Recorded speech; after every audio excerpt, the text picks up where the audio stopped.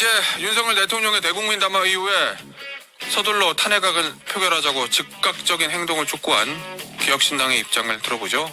기혁신당 천하람 원내대표입니다. 안녕하세요. 네, 안녕하세요. 천하람입니다. 자, 일단 이거부터 좀 보죠. 어제 29분 대국민 담화 광란의 칼춤을 춘다. 폐악질하고 있다.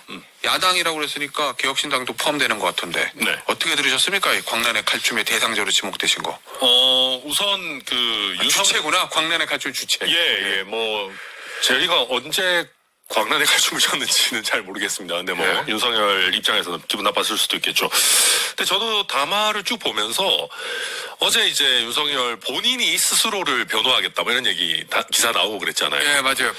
저는 그거 보면서 변론 전략이 혹시 심신상실인가 그런 생각을 했어요. 심신상실 주장을 하려는 건가라는 예. 생각이 들었고요. 그래서 너무 현실과 동떨어져 있으니까 그렇고, 그다음에 이제 그걸 보면서 저는 조금 차분하게 한 두어 가지 정도를 생각했습니다. 예.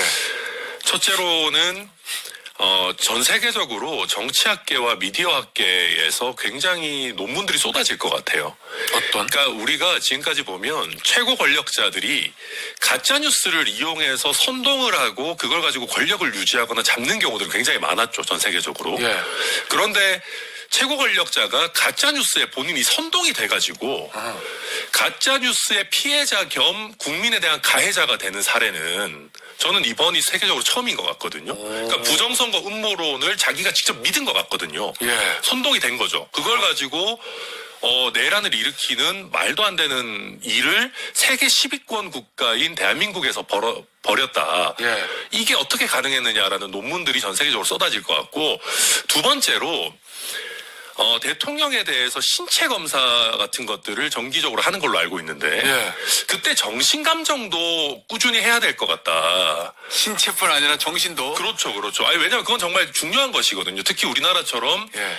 대통령이 뭔가를 결정했을 때 예. 그걸 뒤집기가 굉장히 어려운 시스템이라면 과연 정상적인 이 정신 상태를 유지하고 있느냐. 예.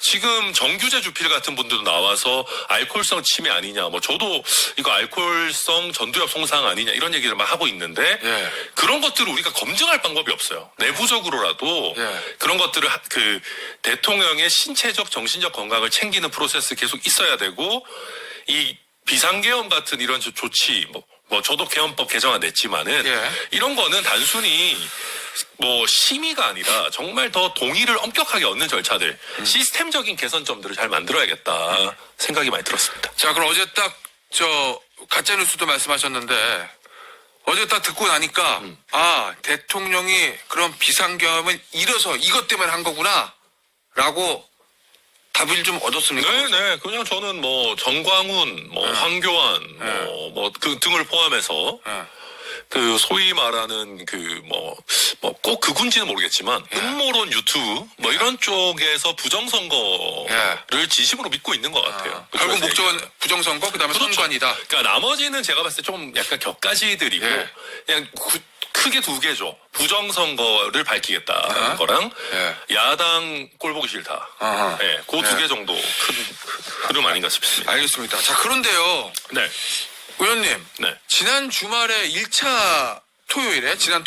1차 탄핵안 표결이 있을 때 대통령 그 오전에 책임을 지겠습니다. 당에 일임하겠습니다. 양해 바랍니다였나? 송구합니다. 네, 맞아요. 그런 메시지. 네. 그래서 어쨌든 탄핵이 부결이 됐어요. 내일 2차 표결이잖아요. 상식적으로는 또 2차 표결 앞두고 이번에는 가결 가능성이 높으니까 더 엎드리는 게 맞는 것 같은데 어젠 전혀 반대로 나왔거든요. 왜 그랬다고 봅니까? 뭐를 노리고 그랬다고 보세요? 우리가 이제 윤석열이라는 인물을 수식할 때 상식이라는 단어는 아무런 의미가 없다라는 생각이 들고요. 그러니까 그냥 나온 거 그런 것 같아요. 그냥 어차피 지금 윤석열 정신 상태는 한동훈 대표가 설치면서 탄핵을 한 해 만에 본인이 뭔가 키를 쥐고 있는 거 또 꼴보기 싫고 여당 의원들도 그냥 기본적으로 꼴보기 싫은 것 같아요. 자기를 지켜주는 소수 정도를 빼고는 탄핵 시키든 말든 마음대로 하라 그래. 지들이 목줄을 쥐고 있는 것처럼 하는 거, 그거 쳐다도 보기 싫다. 탄핵 시키려면 시켜. 좋아, 빠르게 가. 지금 그런 마인드 아닌가 싶어요. 헌재 가서 내가 스스로를 변호해서 완전 다 뒤집어 버리겠어. 이 뭐 썩어 빠진 여의도 놈들 뭐 야당 여당 다 썩었어. 뭐 이런 마인드겠죠. 그래요. 정면 돌파를 선택했다. 예. 자, 어제 그런 얘기들 많이 했어요. 앞서도 말씀하셨지만 대통령이 이게 변론 요지서를 보는 것 같다. 변론 전략인 것 같다. 이런 얘기들 나왔는데 하나씩 보면 네. 통치행위 얘기들 많이 하더라고요. 저 윤상현 의원도 국회에 나와서 통치행위다 뭐 얘기하고 어저께도 대통령의 통치행위다. 사법심사의 대상이 되지 않는다. 무죄다 이 얘긴데. 윤상현 의원은 알면서도 그냥 거짓말로 선동하는 것 같고요. 통치행위가 아니란 거를. 예, 그러니까 그리고 그 윤석열은 제가 봤을 때는 진짜 그렇게 믿고 있는 것 같기도 해요. 근데 그냥 이렇게만 말씀드릴게요.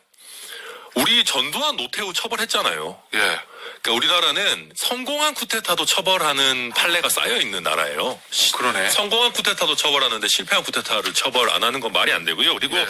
윤상현 의원이나 그 윤석열이 얘기한 그 판례도 예. 자세히 보면 결론은 이게 이제 원래는 통치행위인데 근데 이게 위법하고 위헌인 게 명확하면 사법적 심사의 대상이 되고 처벌받을 수밖에 없다라고 하고 실제 처벌한 사례예요. 그러니까 이거는 판례를 잘못 들고 있는 거죠. 그러니까 좀 약간 그러다가 윤석열 여기도 법 공부를 좀 하셨을 텐데 옛날에 검찰총장인데. 그러니까요. 했겠죠. 하셨을 텐데 이제 사람이 그러니까 뭔가에 좀 정신이 나가고 미쳐버리면은 배웠던 거 다 까먹는구나. 그래요? 네, 그런 상황인 것 같아요. 아니 근데 그런 얘기도 하잖아요. 내란에 대해서 2시간짜리 내란이 어디냐. 질서 유지를 위해서 소수의 병력을 잠시 투입한 것이다. 요 논리를 가지고 내란죄 무죄 주장할 것 같은데요. 이거는 거짓말이잖아요, 그냥. 사실관계 자체. 법리를 이거는, 떠나서. 네, 이거는 정말 거짓말이고 무슨 국회 질서 유지를 위해서 뭐 소수 병력을 투입했다 이런 얘기하는데 그게 사실이면 본회의장, 그러니까 국회 본관 건물에 창문을 깨고까지 병력이 들어갈 이유가 뭐가 있죠? 예. 그러니까 정말 그러면 만에 하나 국민들이 막 몰려올 걸 걱정해서 한다 그러면 외부 경계만 하면 되는 거잖아요. 예. 그리고 지금 증거물로 아주 잘 남아 있지만 헌법기관인 이준석 의원 들어오는 거 왜 막았습니까? 그러니까 시민들을 통제하기 위한 거였다면 국회의원들은 더 잘 빨리 들어가서 안전하게 결의할 수 있게 해줬어야죠. 그러니까 딱 봐도 거짓말들이고 예. 지금 나오는 거는 그런 거잖아요. 이게 아주 치밀하게 정말 대규모 병력이 동원되고 했지만 정말 다행인 사정들이 겹쳐가지고 무능해서 어떤 의미에서는 실패한 건데 그걸 가지고 이제 뒤에 와가지고는 이런 식으로 말을 짜맞추는 거죠. 예. 그때 뭐 공군에서 이렇게 헬기를 빨리 투입할 수 있게 오케이 해주고 또 진입한 특전사 병력들 707 병력들이 정말로 민주주의에 대한 의식 없이 국회의원들 잡아가두고 이랬으면 지금 저도 다 남태령에 있고 진행자님도 어디 뭐 이상한 데서 방송 못하고 있었을 수도 있어요. 저도요. 네. 알겠습니다.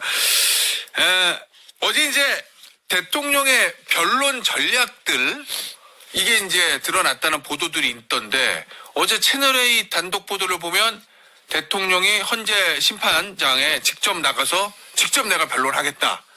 네. 그런 기사가 나왔고 오늘자 아침에 한국일보 단독 보도 보니까 변론 요지서를 직접 쓰겠다. 예. 이런 얘기들도 나왔거든요. 그러면은 대통령이 이제 또 검찰총장 출신이니까 법을 잘 아는 사람이긴 한데 네. 예전에 박근혜 전 대통령 탄핵 때와는 다르게 전면에 나서가지고 이걸 일종의 진두지휘하겠다는 건데 그 선택, 그 전략은 왜 그렇게 한다고 평가하십니까? 왜냐하면 일반적으로 이런데 이제 피고인이나 또는 심판 대상이 됐을 때 나가서 국민들한테 이런 모습을 보여주는 걸 싫어하잖아요. 그러니까 근데 어제는 헌재 이거 탄핵 심판 과정도 생중계 요청하겠다는 거거든요. 그냥 솔직히 말씀드리면 본인의 변호사, 변호인도 설득이 안 될 겁니다. 그러니까 뭐 진행자님도 변호사시잖아요.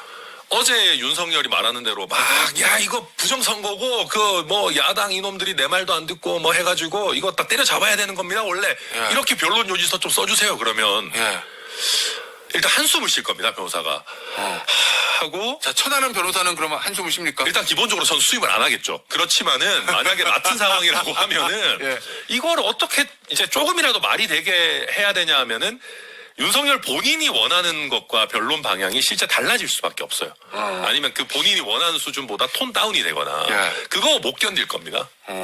그냥 자기 원하는 대로 다 해보고 뭐 역전 말로 홈런 노리겠다라고 하는 그런 약간 극한의 도박충 같은 느낌인데 근데 이제 뭐 이렇게 말하면 어제같이 하시면은 좀 이런 말하면 그렇지만은 형사적으로는 거의 뭐 결과가 거의 사형 확정, 헌법재판으로서는 거의 뭐 이거는 탄핵 확정이죠. 그래요? 예. 혹시 이런 건 없어요? 그러니까 본인이 대통령이 직접 탄핵 심판하는 헌법재판소 재판장에 나가서 직접 변론하고 그거를 생중계를 요청한 예정이라는 거잖아요. 네. 혹시 그걸 통해서 정치 투쟁의 길로 가려는 거 아니냐라는 그런 의심. 네, 저는 해볼 수 그건 있을까요? 있다고 생각합니다. 그래요? 그래서 제가 어제도 유심히 봤던 게 이런 부정선거론자들이 사실 꽤 있잖아요. 이게 전체 인구로는 소수지만 이렇게 뭐 있으실 거 아닙니까? 그분들이 슈퍼챗도 쏘고 막 그 유튜브 생태계를 먹여 살리는 건데 그분들이 얼마나 막 국회나 용산이나 이런 데로 막 몰려오는지 봤거든요. 지금 윤석열이라는 인물의 스피커 파워가 너무 떨어져 있어서 그런지 걱정하는 만큼 막 몰려오거나 국회를 위협하거나 하지는 않았어요. 그러면 윤석열 입장에서 뭘 해야 되냐면 계속 더 선동을 해야 되는 거죠. 그렇게 해서 이걸 마치 국민들과의 내란 상황 같은 걸로 만들어야지 조금이라도 자기를 지켜줄 세력이 생기는 거 아닌가. 그래서 아마 앞으로 더 극단적으로 갈 겁니다. 어제 얘기했던 것보다도. 그래서 만약에 윤석열 대통령이 뭐 출두하는 날 헌재 재판정에 그렇죠. 그날 뭐 예를 들어서 뭐 지지자들이 막 결집해서 그렇죠. 헌재를 둘러싸고 시위하고 그러면 헌재 재판관들 좀 압박을 받아서 유리한 결과가 나올 수도 있다. 이걸 기대한다는 거예요? 저는 그런 거 선동, 그러니까 거의 시민적 내란 상황 같은 거를 저는 만들어내는 것이 목적일 것이다. 그렇기 때문에 어제 막 엄청나게 센 워딩들을 썼잖아요. 뭐 갈추민이 막 하는 것들이 결국 그런 거를 노리고 있는 거 아닌가 싶어요. 아니 그래서 예전에 박근혜 전 대통령도 그렇고 지금 이재명 대표도 그렇고 이게 정치 지도자들이 재판받는 모습 어쨌든 보여주고 싶지 않은 게 인지상정인데 그렇죠. 어제 대통령은 역으로 생중계를 요청했다고 해서 제가 왜 그러냐 이제 궁금해서 질문을 좀 드려봤고요. 그런 거 플러스로 실제 자기가 뭘 잘못했나 뭐 억울하다 이런 생각하고 있을 수도 있겠죠. 절대 잘못이 없다. 네, 저는 뭐 약간 현실 부정 단계에 들어가 있다고 봅니다. 알겠습니다. 어때요? 탄핵 심판은 만약에 내일 탄핵 가결이 된다고 하면 탄핵 심판은 빠르게 진행이 될 것 같습니까? 아니 지금 나온 거로 보면은 뭐 소송을 좀 길게 끌고 가려는 게 대통령실 전략인 것 같기도 해서요. 이게 사건만 보면 이게 이제 워낙 이제 명확해서 위헌이고 내란인 게 명확해서 금방 끝나야 되는데 아시겠지만 그 피소추인 그러니까 피소추자 그러니까 윤석열이 열심히 다투고 막 증인 신청 잔뜩 하고 하면은 조금 더 길어질 수밖에 없기는 해요. 근데 뭐 제가 제일 주목했던 거는 법원 행정처의 그 어떤 리액션이었거든요. 헌재랑은 좀 다르지만. 법원 행정처는 원래 우리가 국회에 불러도 좀 이런 말하면 이상하지만 하나만 얘기 하잖아요, 원래. 맞아요. 절대 결론을 밝히지 않잖아요. 왜냐하면 재판에 영향을 줄 수 있으니까. 특히 개별 사건에 대해서. 개별 사건에 대해서는. 근데 법원 행정처장이 나와가지고 이거는 위헌이라고 그냥 아예 쐐기를 박아버리더라고요. 그래서 그 정도기 때문에 헌재 결정도 빠르게 되는 게 원칙일 건데 두 가지 변수가 있어요. 첫째는 윤석열이 열심히 다투다 보면 조금 시간이 길어질 수 있다. 두 번째는 이거는 헌재가 설마 그렇게 할까 싶긴 한데 나오는 얘기가 어떤 게 있냐면 옛날에 박근혜 전 대통령 사건 때는 탄핵 사건이 박근혜 탄핵밖에 없었는데 지금은 탄핵 사건이 막 쌓여 있잖아요. 이진숙부터 해서 뭐 검사 뭐 이런 것들 막 쌓여 있으니까 이것도 어쨌든 사건 번호 순으로 선입선출로 사건을 진행해야 되는 거 아니냐 그런 얘기가 일각에서 나오던데 원래는 이제 선입선출로 그게 이제 원칙이긴 한데 그래도 헌재가 생각이 있으면 대통령 그 권한대행이 길어지는 거에 대해서 문제의식이 있겠죠. 빨리 다른 탄핵 다 하고 하면 뒤로 밀리네. 아마 그런 식으로 이제 또 대통령 윤석열 쪽에서 또 막 주장하겠죠. 왜 우리 사건 먼저 하냐. 뭐. 알겠습니다. 내일 이탈표 몇 표나 나올 것 같습니까? 국민의힘에서. 지금 다 개인적으로 잘 아는 분들이고 하니까 취재 좀 해봤을 거 아니에요. 설득도 하실 것 같고. 공개적으로는 17표예요 지금. 근데 이제 공개적으로 7표인데 투표하러는 가야 된다라고 밝힌 사람들이 한 20명 가까이 있잖아요. 그러니까 내가 반대표 찍을 건데 투표는 꼭 해야 됩니다. 이런 사람은 그 중에서는 소수일 겁니다. 예. 그러니까 이제 자유투표가 허용되는 상황이면 저는 20표 아니면 30표 정도까지도 전 나올 수 있다라고 생각하고요. 그래요? 네, 네. 근데 권성동 매직이 과연 있느냐? 그러니까 자유투표를 막고 지난번처럼 완벽한 봉쇄 작전으로 들어가서 한다 그러면 지금으로서도 그렇게까지 안심할 수 있는 상황은 아니죠. 자, 만약에 내일 가결이 되면 그 이후에 국민의힘, 개혁신당, 천하람 의원의 친정인 국민의힘 어떻게 될 것 같습니까? 이런 소리 뭐 좋아하지도 않아요. 그래요? 거기는 뭐 미래가 어둡죠. 미래가 어둡고 이번 사태 때 1차 탄핵 이제 표결에서 그나마 국민들께 당을 수습하겠다라는 명분을 보여준 거는 딱 세 사람이잖아요. 누구요? 안철수, 김혜지, 김상욱인데 저는 김상욱 의원은 이번 정말 난세에 정말 암흑기의 영웅 같은 의원이라고 그래요? 생각하지만 예.